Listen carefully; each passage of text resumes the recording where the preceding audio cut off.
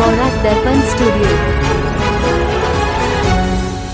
নমস্কার, নিউজ বরাক দর্পণ স্টুডিও থেকে সবাইকে আবারও স্বাগত জানাচ্ছি। আজকে বেশ কয়েকটি ছোট বড় ঘটনার সংক্ষিপ্ত হেডলাইন। দিগরগাঁরে 5 কোটি টাকার ইয়াবা ট্যাবলেট জব্দ। বন্যার্তদের জন্য এজেওয়াইসিপির উদ্যোগে বিনামূল্যে 2 চাকার বাহনের মেরামত। রাহায় অবৈধ গরু পাচার রুখল পুলিশ প্রশাসন। জব কার্ড নিয়ে বরংপুরে উত্তেজনা বিরাজ করছে। হিমাচলে প্রবল বৃষ্টি, 118টি রাস্তা বন্ধ। হাজয় গর্ভবতী মহিলাকে নির্যাতনের অভিযোগ। 14 জন মুখ্যমন্ত্রীর বিরুদ্ধে গুরুতর ফৌজদারি মামলা। মানকাচরে নাবালিকাকে ধর্ষণের মামলায় 2 অভিযুক্তের 20 বছরের কারাদণ্ড। তামিলনাড়ুর বিধানসভায় বনমন্ত্রীর বিতর্কিত মন্তব্যে ক্ষমা চাইলেন মুখ্যমন্ত্রী।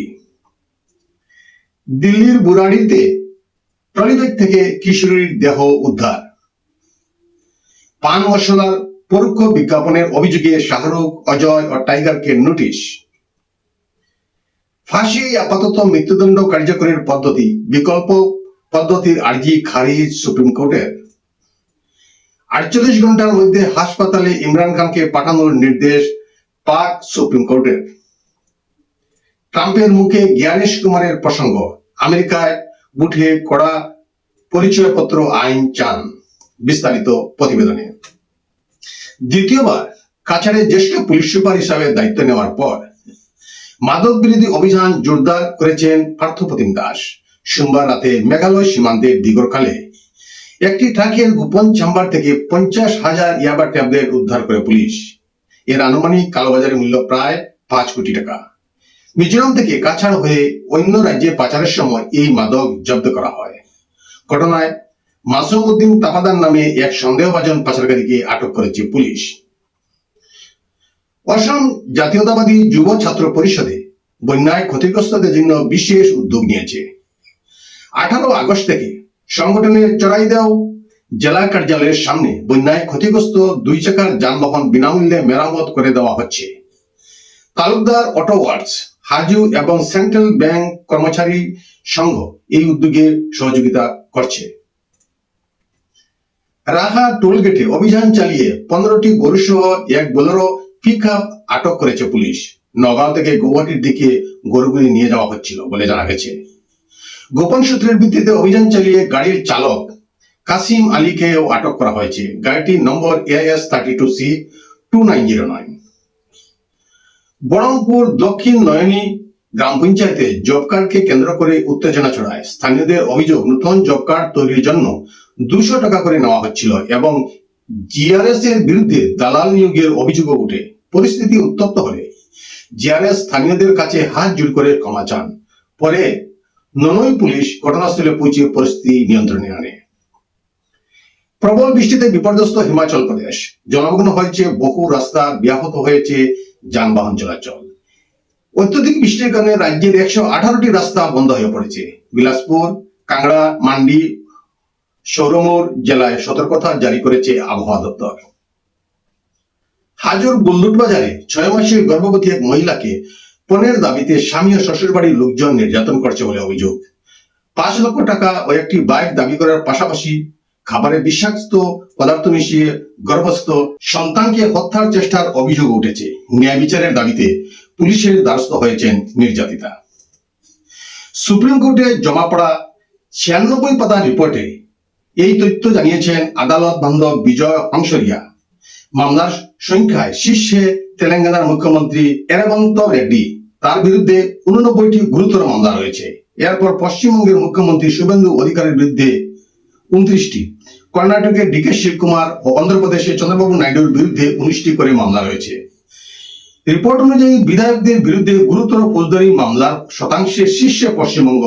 58% বিধায়কদের বিরুদ্ধে এমন মামলা রয়েছে। লোকসভার 170 জন সাংসদের বিরুদ্ধেও গুরুতর ফৌজদারি মামলা রয়েছে। 15 বছরের এক নাবালিকাকে অপহরণ করে গুয়াহাটি নিয়ে গিয়ে ধর্ষণের মামলায় মানকাচর আদালত 2 অভিযুক্তকে 20 বছরের কারাদণ্ড দিয়েছে। মঙ্গলবার রায় ঘোষণা করে আদালত প্রত্যেককে 30,000 টাকা জরিমানাও করেছে। জরিমানা না দিলে আরো 1 বছরের কারাদণ্ডের নির্দেশ দেওয়া হয়েছে। তামিলনাড়ু বিধানসভার বাজেট অধিবেশনে প্রাক্তন মুখ্যমন্ত্রীকে নিয়ে বনমন্ত্রী রঞ্জিত কুমারের আপত্তিকর মন্তব্যে তীব্র প্রতিবাদ করেন বিরোধীরা। পরিস্থিতি সামাল দিতে মুখ্যমন্ত্রী বিজয় থালাপতি ক্ষমা চান। পরে অধ্যক্ষ মন্তব্যটি বিধানসভার কার্যবিবরণী থেকে বাদ দেওয়ার নির্দেশ দেন। দিল্লির বুড়ারিতে রাস্তার ধারে পড়ে থাকা একটি ট্রলি ব্যাগ থেকে কিশোরীর দেহ উদ্ধারকে ঘিরে চাঞ্চল্য ছড়িয়েছে। পুলিশ সিসি ক্যামেরার ফুটেজ ও ট্রলি ব্যাগের সূত্র ধরে এক যুবককে গ্রেপ্তার করেছে। প্রাথমিক তদন্তে জানা গিয়েছে অভিযুক্ত কিশোরীর আত্মীয় এবং জেরায় সে খুনের কথা স্বীকার করেছে বলে পুলিশের দাবি। বিহার থেকে কয়েকদিন আগে দিল্লিতে আসা কিশোরীকে কেন খুন করা হলো তা খতিয়ে দেখছে পুলিশ। দেহ ময়নাতদন্তে পাঠানো হয়েছে এবং ঘটনায় আর কেউ জড়িত আছে কিনা তদন্ত চলছে। পান মশলার পরোক্ষ প্রচারের অভিযোগে শাহরুখ খান, অজয় দেবগন ও টাইগার শ্রফকে আইনি নোটিশ পাঠিয়েছে মহারাষ্ট্রের খাদ্য নিয়ামক সংস্থা FDA। কমিশনার তুকারাম মুন্ডে জানিয়েছেন, শুধু প্রস্তুতকারক সংস্থা নয়, বিজ্ঞাপনের সঙ্গে যুক্ত সকলেরই দায় রয়েছে। এলাচের বিজ্ঞাপনের আড়ালে নিষিদ্ধ পান মশলার প্রচার করা হচ্ছে বলে অভিযোগ। 3 অভিনেতাকে 15 দিনের মধ্যে জবাব দিতে বলা হয়েছে। ফাঁসির পরিবর্তে প্রাণঘাতী ইনজেকশন, গুলি বা বিদ্যুৎস্পৃষ্ট করে মৃত্যুদণ্ড কার্যকরের আবেদন খারিজ করল সুপ্রিম কোর্ট। মঙ্গলবার বিচারপতি বিক্রম নাথ ও বিচারপতি সন্দীপ মেহতার বেঞ্চ জানায়, দেশে বর্তমান ফাঁসি স্বীকৃত পদ্ধতি, তবে বিজ্ঞানসম্মত যুক্তি থাকলে মৃত্যুদণ্ড কার্যকরের বিকল্প পদ্ধতি নিয়ে কেন্দ্র ভাবতে পারে বলে জানিয়েছে আদালত। প্রয়োজনে এ বিষয়ে বিশেষজ্ঞ কমিটি গঠন করাও যেতে পারে।